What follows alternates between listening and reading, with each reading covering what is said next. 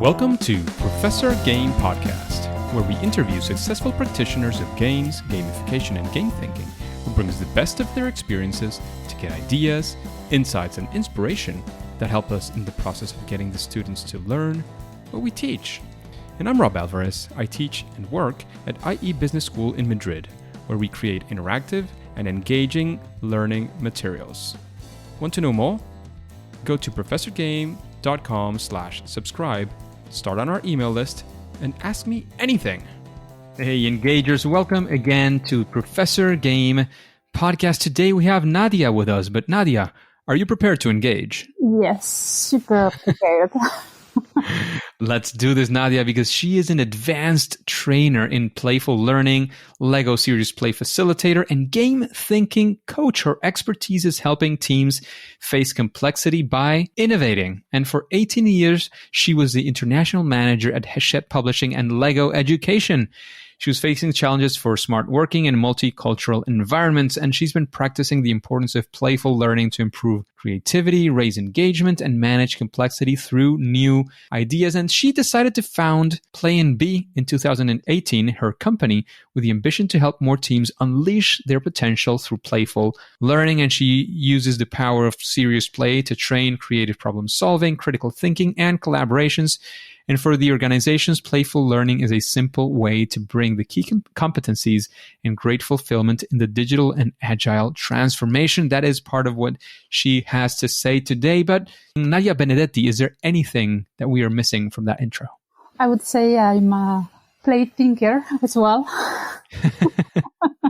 No, I think it's already complete. Thank you. Thank you, Rob. That sounds absolutely fantastic. And Nadia, we want to get to know you a little bit more, sort of in a day-to-day basis. So we want to know, what does a day look like for you? What do you do? You know, we've been in this COVID environment now, so it's kind of the new normal, at least for the moment. What do you do regularly? What are you doing these days? Oh, well, I'm not sure it would be such an exciting description because, especially at the moment, in the lockdown situation, we still live in Paris. I cannot move that much. While, as you have said, I used to travel a lot. But let's say a typical day would start from, well, I'm not a morning person, so I wake up at 8, if I can at 9. Then my first thought is coffee. Of course, I'm Italian. And then with my coffee, I do, what people around me tell it's a strange thing because I used to have a look at all my plants in flat. I have 30 plants and I spent at least 15 minutes observing what changed in the plants. Sometimes I have surprises, for example, new flower or plant shoots that I haven't touched before. And that's my ritual. I have to say it's a sort of meditation. It takes a while and it's very important to me. And I would say it's a kind of sort of training of my curiosity and sense of surprise, because it's plants can be very surprising, I have to say. They change a lot. It's counterintuitive, but they make a lot of changes actually. So this is the starting of my day, and then it's a little much more boring because I just sit in front of my laptop and spend my day in front of my laptop doing different things. Sometimes I design workshops, some other I do a video call, and some other times I make trainings or workshop online. So it's a lot of time in front of my laptop at the moment. In normal time, I used to go out and see people and running training in the classroom. But this is my typical day. And then in the evening, of course, I find my family and we spend time together reading, watching movies, or sometimes I do some dance class online at the moment. I love it. And nice. It's the evening. It's really a moment for pleasure, for leisure and pleasure, I would say. And that's it. That's my day. So what can be surprising is that very often I have a problem in my sleeping, I would say. Very often I wake up at 4 and then it's impossible for me to fall asleep again. It's about 3:30, 4, and I have my mind a little bit exploding. I have a lot of ideas, and so I have to fix them by writing down project ideas scenarios, stories, whatever. Because if I don't do it, I will never fall asleep again. And then it's a sort of passion, I would say, because it's a pleasure. I'm in the flow, in my flow when I do it, but at the same time, it's very tiring. So when I wake up, it's almost 6, 7. And then of course the alarm is at 8 anyway. So I would say I have a regular life during the day, and sometimes I have a sort of special nights with creative individual sessions. You have your own creativity sessions with yourself. Exactly. Sounds very good. For even further disclosure, I have to say we've met in person. When I was in Paris once, we got to meet in person. Before that, we met through, I think the first time was in a Gamification Europe, or was it through Amy Jo Kim? Amy Jo Kim. Amy Jo Kim. Thinking masterclass. Yeah. So we've been sort of meeting back and forth online and in the physical world as well a while ago when things were kind of normal, and I was in Paris. We got to have, I think it was coffee together or something like that. It was a pretty nice, and we share many ideas. There's many interesting things that we've been doing. So this has been a long time coming, this interview. So you might notice from the way we interact on that one. But Nadia, of course, we've been chatting for a while. We've been friends as well. But in this interview, there is a question that we make every guest, and I think it is very useful, both even for the guests sometimes to sort of reflect back on that, but of course, mainly, of course, for the audience to learn from your experience. And it's a time of fail or first attempt in learning, a time you set out to do some playful learning, some playful creativity, and things, well, basically didn't go your way. And we want to know what happened. How did you get out of that? What did you learn? We want to be there with you. Good question. When you do playful learning, very often the funny things cover eventual failure, because people in any case are enthusiastic most of the time because they're fun. So sometimes you can just erase or just mask failure under fun. And actually, I have a huge example coming from last week, actually. Well, I used to think that if a child can do it, anybody can do it, especially adults. So I had a group. My job is facilitating groups for decision making, for important decision to take, or strategy and things so on. And very often they are director from international companies. And I had a group at distance. And the group had to make an important decision, and I haven't measured how serious they were in their role because I couldn't see them. Of course, we were online. So I said to myself, well, I have to do an energizer after a long break, after lunch break. So let me do something nice, funny, that anybody can do, and just to find, again, a good atmosphere. And so I decided to ask them to do the storytelling of the morning in an exaggerated way. I mean, exaggerating any details. Usually it's a kind of revisiting, making a retrospective of what they have already done, and just to refresh the contents. And the way of exaggerating is just to make a little bit of fun, actually. I was sure they were able to do it. And actually, well, they were completely terrified at the idea of exaggerating. They could not understand what does it means. And also they spent all the time in defining what should be an exaggeration instead of doing the job. So in the end, instead of making good atmosphere with an energizer, I create a lot of stress and I raise the perfectionist side of these people. So the lesson behind it is that we should never use our belief actually to manage a group, and we should always adapt to the group. I should have learned in the morning that this group was very serious, and that using playful or creative tools too far from their everyday life, professional life, was too stressing for them. So I create a lot of a bad atmosphere instead of creating a good one. So my lesson is really never use my opinion and my perception, but always observe and adapt the kind of activity you propose so that it's, of course, a little bit far from their everyday life, because this is playful learning is about shifting aside, make things a little bit different,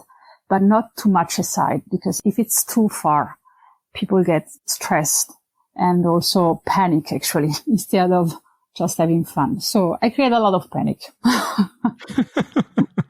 I think an interesting part of that story is all about understanding your players, right? I think that probably would have worked fantastically in an audience that was, I don't know if less serious or a different audience. I'm sure that kind of activity, you've probably even used it before, and it's worked very, very well. But this audience was, I'm not going to say difficult, because maybe they were not difficult, but they were different from what you were expecting. So I'm guessing that here the lesson would be probably to get to know that audience very, very deeply. Is that right? Yeah. You should always adapt to the audience and adapt the playful activity to the audience instead of imposing a game and ask the audience to adapt to the game. I fully agree with you. Yes, indeed. That sounds like a fantastic lesson from your story. And going from, that first attempt in learning, we want to go actually for a time, one of those proud moments, one, maybe call it success, however you want to. One of those times you actually went into a project and, you want to share with us as well the results. How did you get there? If there's any sort of keys to success or anything similar, we want to sort of be there in the ground level with you. Well, let's take two examples of a good story, I would say. I love storytelling.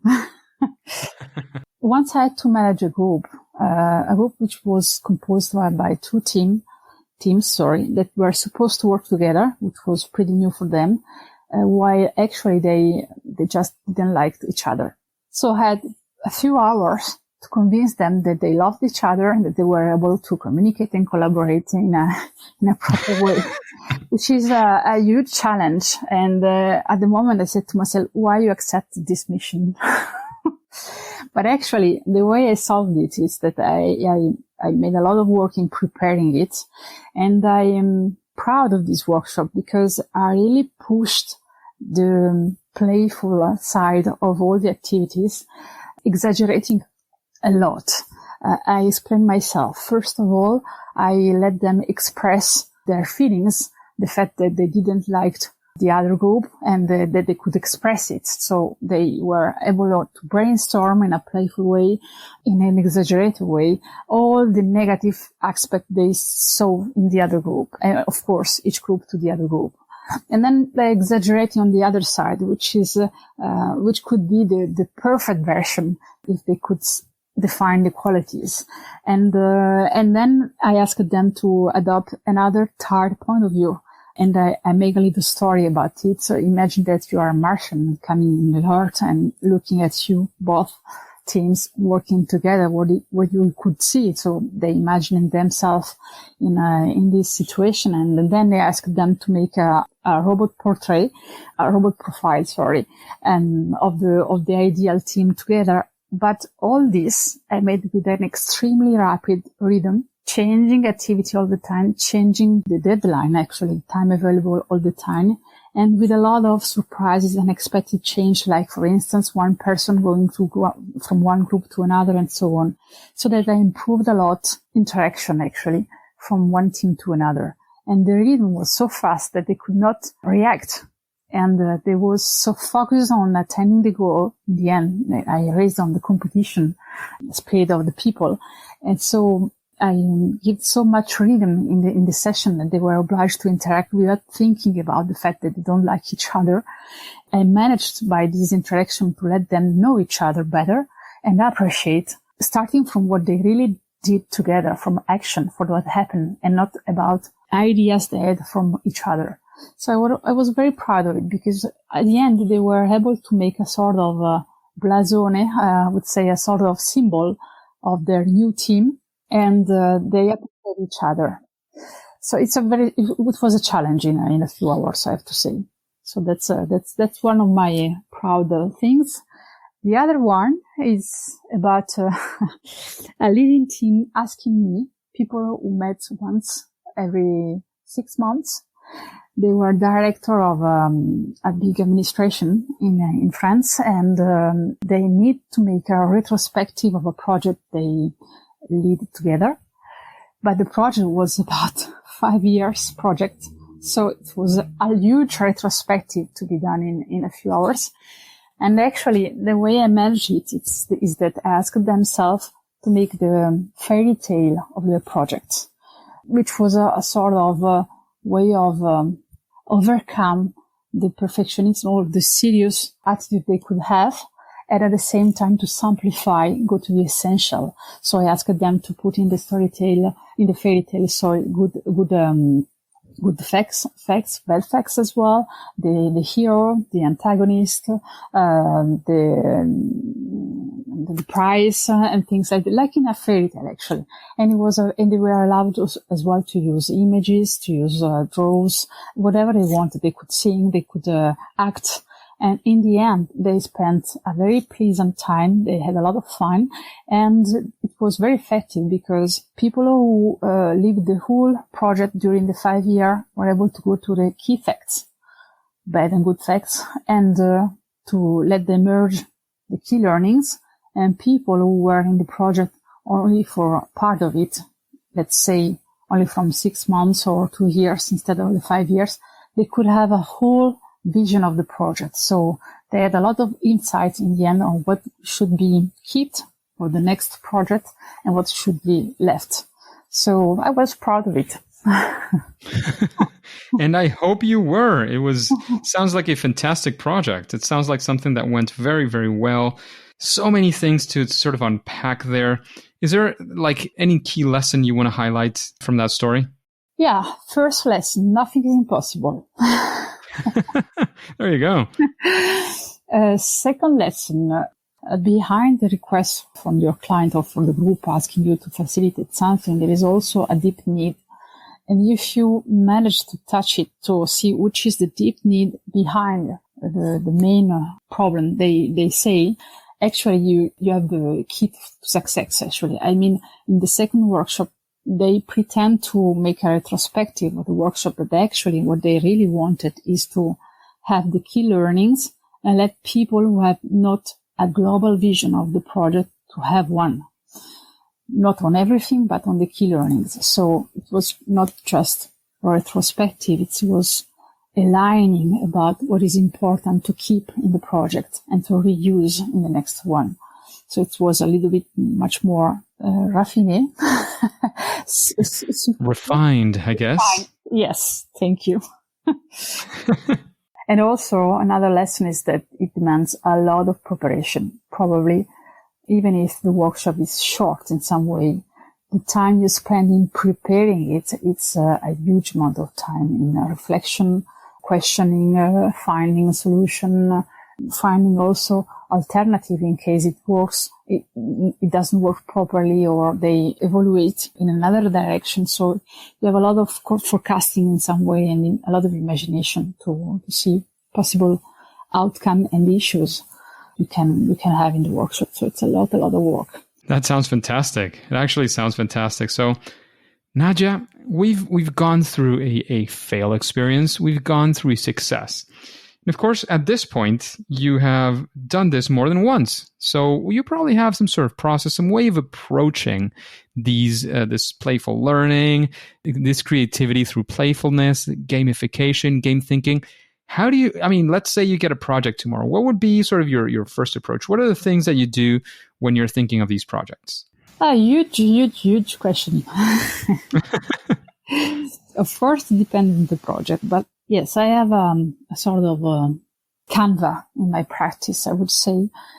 And it's a canvas which is very close to what professional trainers, and the professional trainers, I mean in corporate training, do actually. Okay.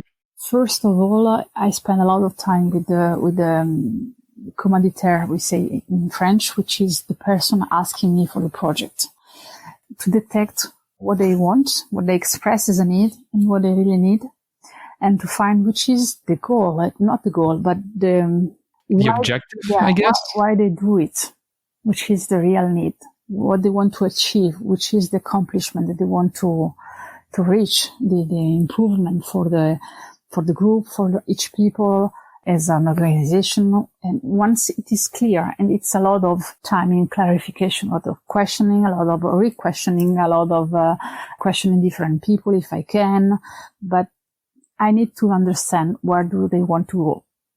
And when it's clear, then The second step for me is understanding which is the best logic I can put in my workshop. For instance, let's say it's a facilitation. Do they need a dynamic based on competition, collaboration, or do they need to express themselves or to explore things, possibilities, markets, and so on? So first of all, clarify the objective, and then clarify which is the best dynamic I can create in the workshop. I have to raise in the workshop to attend this objective and the accomplishment for the team. Then once I have this clear, which is already a lot of stuff, I start building the structure of the workshop, which means, first of all, to understand which is step by step, which is the learning loop at each step. What do they have to accomplish in the path from the state A, which is the present state, and desired state, where they want to be, point B. So which are the steps they have to do, and which is the right level of challenge I have to put in each step. Again, it's a question of logic. I imagine to be in the process instead of the participant, instead of people attending the workshop. And step by step, I define which is the goal of this step, which is the objective, the pedagogical objective, what they have to achieve in terms of group and people, and which is the goal that they have to attend, the result they have to produce, a decision, a clarification, imagination of new solution, which is the action they have to do in each step. And then once I have this sort of path, I would say, and I have all the activity loop in the path. Then I clarify what they will do in each activity loop, precisely which kind of activity they will do, and now I can transform it in a playful way, which is the kind of action they have to do, and which is the funny side of the action. I love to use, of course, storytelling. I already mentioned it, exaggeration or a paradoxical situation, or for instance, instead of asking them to do what they want to accomplish, I ask them to do the exact how to fail what they want to accomplish. So this is paradoxical approach that works a lot. I use scenario, creative techniques, projection, and I love to use surprises and unexpected changes, for example, or odd things, strange things, odd things like that. So, but first of all, I would say I define the logic of the whole workshop. I define the path that describe the logic, that put the logic in place, and then step by step in each activity group I decide what happens in the step, which means that actually I can't say I build a serious game. It's not true. I can build a sequence of playful activity to go from state A to state B to achieve our goal, actually, to achieve the objective of the session. And I cannot say I use serious game very much like that. I used to use part of serious game or logic behind the serious game to adapt to the activity, which is basically a common activity that could be brainstorming, for instance. But I use some playful devices, like, for instance, putting the brainstorming in one constraint. For example, they have to draw instead of writing words, or they are limited in the number of ideas, or they have to produce more ideas than a number chosen by chance, things like that. And this is why I insist about playful learning or serious play instead of serious game, because it's really in some way unstructured. And there is a reason behind it, is that, as I said before, we need to adapt to the people we have in the group. We never know in advance the quality of the group, which are the kind of interaction. We have an idea because people told us, but we haven't seen directly. And so the more you have freedom in the activity you propose, the more you can adapt here and now to the quality of the group, to the dynamics of the group, to the interaction, and so on. And then, of course, when I build my structure, of course, I've set a scenario in some way, which each sequence, the lasting of each sequence, the activity, what I'm supposed to say, how do I launch the activity, which is the funny game, or which is the instruction they have. And of course, which is the material. So everything is really detailed. It's a lot of work and preparation. And then I test it. Very often I use activity I already experimented in real life. If not, or in any case to test the path in some way, I just tell it to my customer, and the customer in general say to me, this is something they can do. This is too far from the reality, or this is okay, or seems to me too long. Or for instance, very often people say to me, well, they are too serious for this kind of stuff in which they have to express their feelings and so on. So we need to do something closer to their everyday life and things like that. So there are the latest adjustment according to the client. So in some way, it's back and forward with the client, which has a sort of supervision, and we build together with the workshop in some way. And then we have to go in the workshop. That sounds great. There's a lot of sort of specificity, and you were mentioning about the openness of creativity, but as well, it called my attention that it's sort of twofold. On one hand, you have that sort of open space, but also you're imposing some limitations to get the creative juices flowing. Am I getting that right? Yeah, true.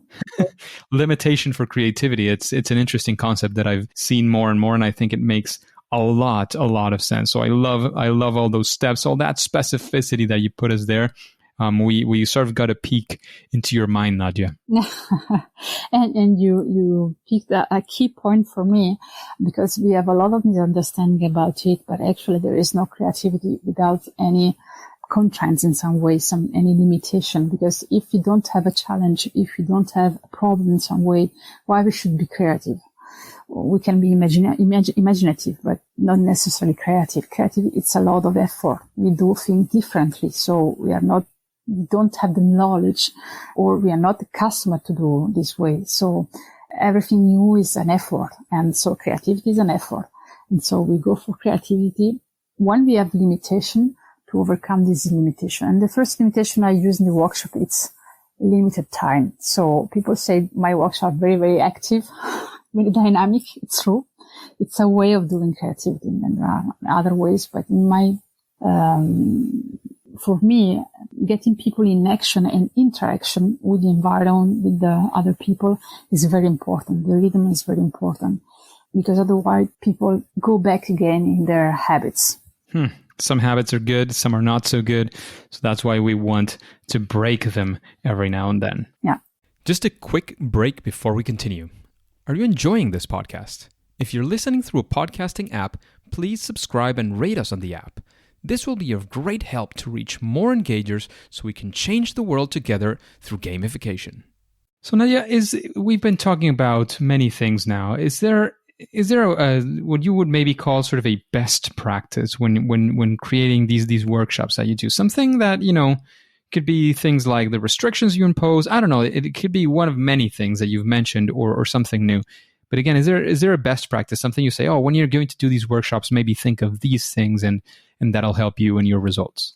It's very hard to give an answer like this, because every workshop is a sort of peculiar workshop. So there are some tips that can be good. One absolute tips, of course, is giving feedback. And by giving feedback is after any playful activity, just debrief what happened, how it happened, and what they learned from this, to make a sort of bridge between what they lived in the activity, the playful activity, and the pleasure is there to overcome the difficulty of learning something new.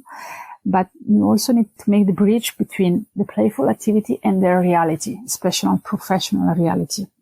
Because if there is only the pleasure of doing pleasant things, funny things, then in the end, at the moment, people are happy, but then they say to themselves, I have so much stuff to do and I have to lose my time in doing funny things. So very, very important to do the debrief of any activity, because people are already tired of the activity.